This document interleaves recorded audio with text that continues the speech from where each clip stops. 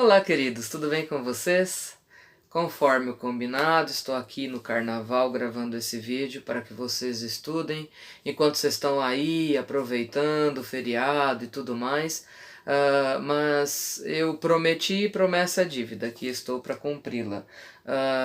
O tema dessa conversa que nós teremos agora vai ser a Didática Magna de Comênios, aquele livro que eu falei para vocês, né? Eu li esse livro no Kindle. Ele tem cerca de 400 páginas, aqui está a capa dele, tá vendo? Ó? Didática Magna de Ian Amos Comênios. É um livro bem bacana, na verdade ele inaugura aí várias coisas, dentre elas o conhecimento mesmo da didática, não é? O Ian Comênios, algumas coisas importantes sobre o autor, é bom a gente comentar aqui, né? É que ele nasceu na República Tcheca, mas viveu ali entre a Polônia e a Alemanha, onde também estudou e trabalhou. Aos 12 anos ele ficou órfão e também perdeu praticamente toda a sua família, e nessa foi bem numa época bem crítica em que havia muita perseguição religiosa no local onde ele morava, tal. Ao ser destinado aos seus tios, ele foi educado numa escola protestante, mas que tinha assim um aspecto bem rígido e até muito hostil, em que as crianças eram castigadas, frequentemente havia palmatórias ali, e principalmente a questão de decorar os textos, né, de decorar as lições e tudo mais. Não havia uma reflexão muito grande ainda.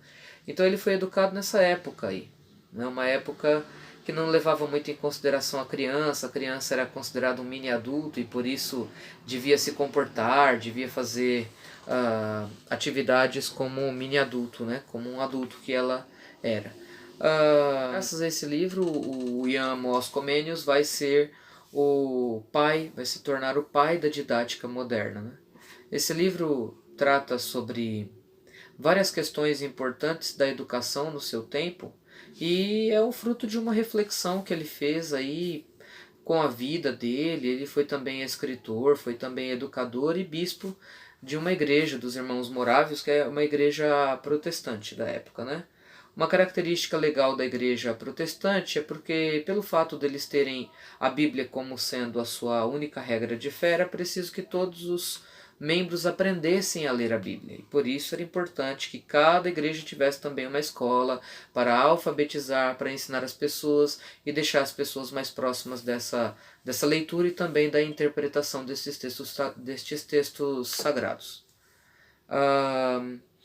Um aspecto importante também da obra é que a tradução para o português veio também, não só a didática magna, mas veio uma coisa legal, veio assim a arte universal de ensinar tudo a todos.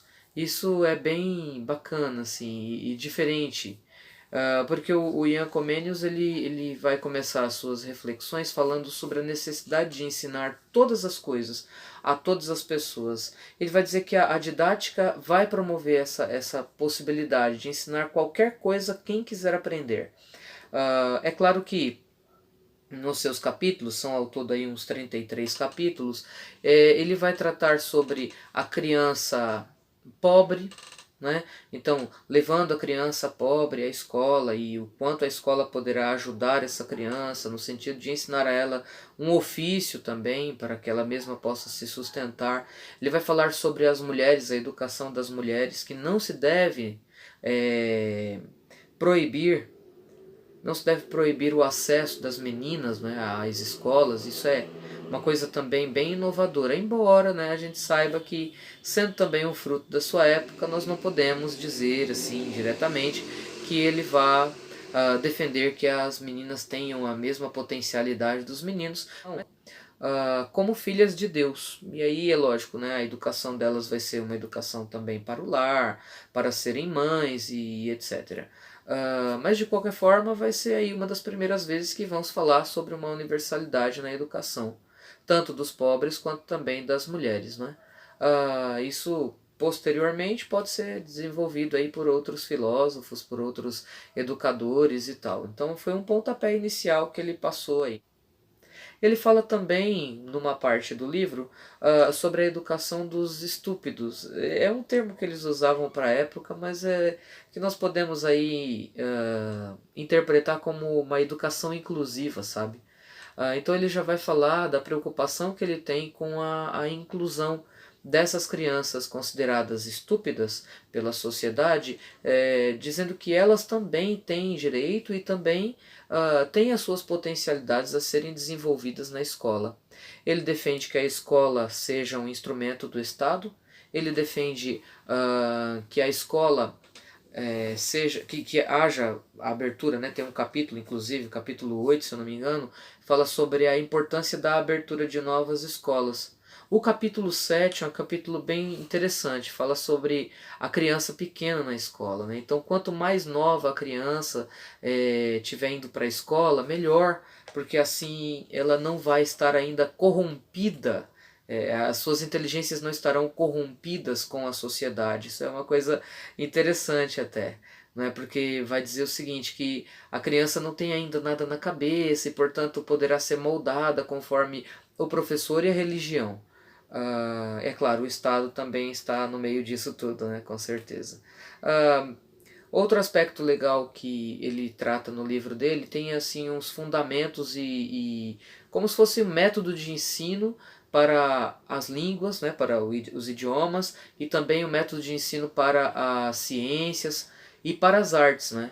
As artes, assim como na época dele isso já acontecia, o ensino de artes era um ensino para para cópia, né, para a repetição de algumas coisas assim. Então, copiar o desenho até chegar à perfeição e tal.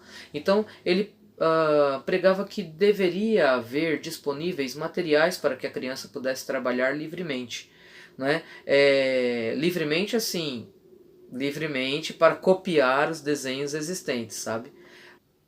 Um aspecto interessante sobre a linguagem, daquilo que ele fala sobre o método para o ensino de linguagens, de línguas, né, de idiomas, é que a criança deve ser educada para se comunicar, né? Seja dentro de casa, por meio da língua materna, mas também fora da sua casa, fora da sua área de comum ali, que ela também consiga se comunicar com os seus vizinhos, ou seja, com os países vizinhos. Né? Isso vai servir para o comércio e para futuros negócios. Né? E também, vamos dizer que a pessoa seja educada conforme o seu interesse. Se a pessoa quer ser um líder da igreja, então que ela aprenda, por exemplo, o grego e o aramaico, o hebraico, que são línguas típicas das escrituras, né? Então que essas pessoas aprendam, mas aprendam por interesse, né? Por ter uma utilidade. O que é legal é que ele vai falar que a criança precisa sentir uma utilidade naquilo que ela está aprendendo. E isso vai fazer uma grande diferença, inclusive, na sua disciplina. Tem um capítulo que ele fala da disciplina na escola. Ele diz que a disciplina é sim necessária, é importante ter disciplina na escola, porém que a disciplina não seja imposta com gritarias e espancamentos, como ele mesmo diz, né?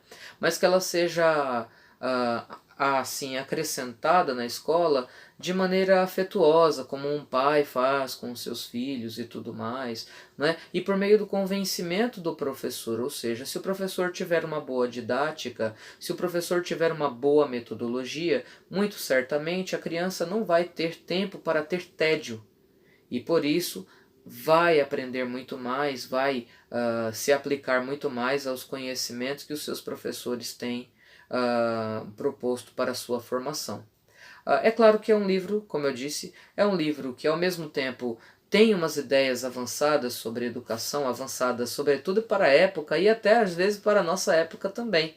Né? Porque quantas vezes nós vemos muitos professores que falam com a lousa o tempo todo. Né? Professores que não se dão conta das necessidades do aluno.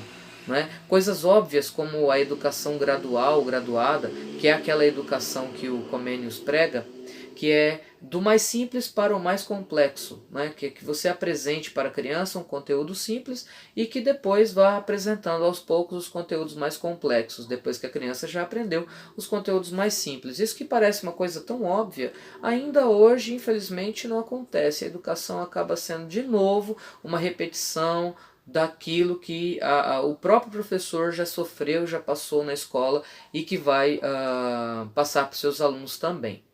Não é? É lógico que é uma educação para o seu tempo e também para tempos futuros, como eu tinha comentado. Mas o mais interessante de tudo isso é que ele propõe, tem um capítulo inclusive que fala sobre isso, ele propõe uma reforma para a educação, uma reforma para a escola, uma reforma para a formação de professores. Isso é bem inovador mesmo, né? E eu gostei muito de ler esse livro. Eu acho que quando você tiver um tempinho também, faça isso, leia esse livro. Como alguns outros que eu vou indicar aqui nesse canal também para você.